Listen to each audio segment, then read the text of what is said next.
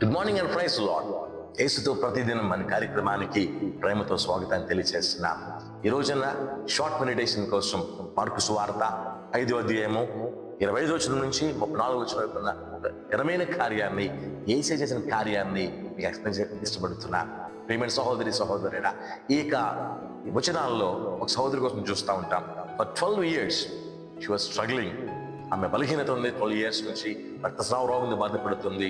ఆమెకున్న ధనమంతా ఖర్చు పెట్టింది, అనేక డాక్టర్స్ వైద్యులు చూపించింది. But there is no result. పరిస్థితి మార్పు లేదు. మరింత సంకటపడింది వాక్యం చెబుతుంది. ఈ రోజున ప్రియమైన సహోదరి సహోదరుడా, నువ్వు ఒకవేళ ఒక సందిగ్ధమైన పరిస్థితిలో, ఒక సంకట పరిస్థితిలో, అర్థం కాని పరిస్థితిలో, దిక్కుతోత పరిస్థితిలో నువ్వు ఉంటే గనక ఆమె చేసిన పనిని నీవు చేసి గొప్ప కార్యం చూడడానికి సిద్ధపడవలసిందిగా ప్రేమతో చేస్తున్నాను. I'm not just speaking about physical healing. నీ ఆర్థికం బాగోకపోయినా, నీ ఆరోగ్యం బాగోకపోయినా, కుటుంబ పరిస్థితులు బాగోకపోయినా, నీ ప్రయత్నాలు సఫలం కాలేకపోయినా, నువ్వు వేసే అడుగులు స్థిరంగా లేక అర్థం కాని పరిస్థితుల్లో వెళ్తున్నా, whatever your situations are, ఈ సహోదరి మొట్టమొదటి చేసిన పని యేసు దగ్గరికి వచ్చింది. సో నువ్వు యేసు దగ్గరికి రా. Because only He can make everything new just for you. నీ కొరకు సమస్తాన్ని ఆయన నూతన పరచగలడు. Everything, He holds everything.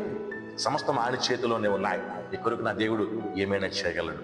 రెండవ చూస్తే గనక 3వ వచనం ఉంటుంది. అక్కడ ఆమె యేసు దగ్గరికి వచ్చి సంగతి అంతా చెప్పింది. నువ్వు యేసుతో మాట్లాడు. Speak to him. He is a good listener. In fact he is the best listener. ఎంతసేపు ఆయనతో మాట్లాడు. He will not say no, he will not say later. నీతో మాట్లాడతాడయ్యా. నువ్వు మాట్లాడే ప్రతి మాట వింటాడయ్యా.